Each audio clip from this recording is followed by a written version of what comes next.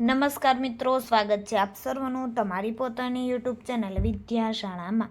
ધોરણ 6 ની જે નવી સ્વ અધ્યયન પોથી આવી ચૂકી છે. આપણી ચેનલ ઉપર આ નવી સ્વ અધ્યયન પોથીના બધા જ વિષયના બધા જ પાઠના સંપૂર્ણ સોલ્યુશનના વિડીયો પ્લસ પીડીએફ બંને મૂકવામાં આવે છે, જેની લિંક તમને નીચે ડિસ્ક્રિપ્શન બોક્સની અંદર મળી જશે. તો ચાલો વિદ્યાર્થી મિત્રો, શરૂઆત કરીએ ધોરણ 6 ની નવી સ્વ અધ્યયન પોથીના ભાગ નંબર 5 ગણિત વિષયના પાઠ નંબર 11 બીજ ગણિત. તેમનું સંપૂર્ણ સોલ્યુશન આપણે આ વિડીયોની અંદર જોશું. તેમની સ્વ અધ્યયન પોથીનું પોસ્ટર પણ અહીંયા આપેલ છે. અધ્યયન નિષ્પત્તિ આપેલી છે, વિષય વસ્તુના મુદ્દા અને પૂર્વ જ્ઞાન. પ્રશ્ન નંબર 1, યોગ્ય વિકલ્પ પસંદ કરો. નંબર 1, એક દિવાસળીની પેટીમાં 50 દિવાસળી સમાય તો n દિવાસળીની પેટીમાં કેટલી દિવાસળી સમાઈ શકે? જવાબ આવશે 50n. નંબર 2, અમૂલ્યાની હાલની ઉંમર x વર્ષ છે તો 5 વર્ષ પહેલાંની ઉંમર ખાલી જગ્યા. તો જવાબ આવશે C, કૌંસમાં x - 5 વર્ષ. નંબર 3, ચલ એટલે જુદી જુદી કિંમત ધારણ કરી શકે તે. નંબર 4, 10x એટલે 10 માંથી x બાદ કરવા.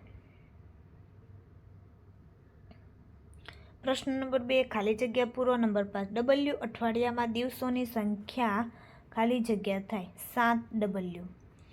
નંબર 6, x મીટર બરાબર ખાલી જગ્યા સેમી 100x. નંબર 7, જો હું ₹100 માંથી ₹f ખર્ચ કરું છું તો મારી પાસે રૂપિયા ખાલી જગ્યા બાકી રહે તો 100 - f.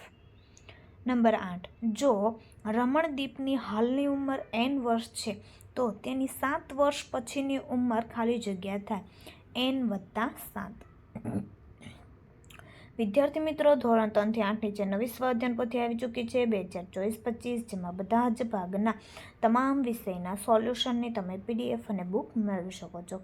બુક મેળવવા માટે કોન્ટેક્ટ નંબર ઉપર કોન્ટેક્ટ કરી શકો છો અને પીડીએફ આપણે એપ્લિકેશન ઓશન કોચિંગ ક્લાસીસ પરથી મેળવી શકો છો તમે. પ્રશ્ન નંબર 3, નીચેની દરેકની અભિવ્યક્તિ આપો. નંબર 9, પર્વ દિવાસળીની મદદથી અંગ્રેજી મૂળાક્ષર C, D અને V બનાવે છે, તે માટે તે દિવાસળીઓ નીચે મુજબ ગોઠવે છે. A, C બનાવવા માટે તો આવા 4 C બનાવવા કેટલી દિવાસળી જોઈએ? 4 × 3 એટલે 12. B, W બનાવવા માટે તો આવા 10 D બનાવવા કેટલી દિવાસળી જોઈએ? 10 × 4 એટલે 40. C, V બનાવવા માટે તો આવા 100 V બનાવવા કેટલી દિવાસળી જોઈએ? 100 × 2 એટલે 200. પ્રશ્ન નંબર 4, સૂચના મુજબ કરો. નંબર 10, એક બોક્સમાં 20 પેંડા મૂકેલ છે તો પેંડાની કુલ સંખ્યા અને બોક્સની સંખ્યા કેવી રીતે લખશો?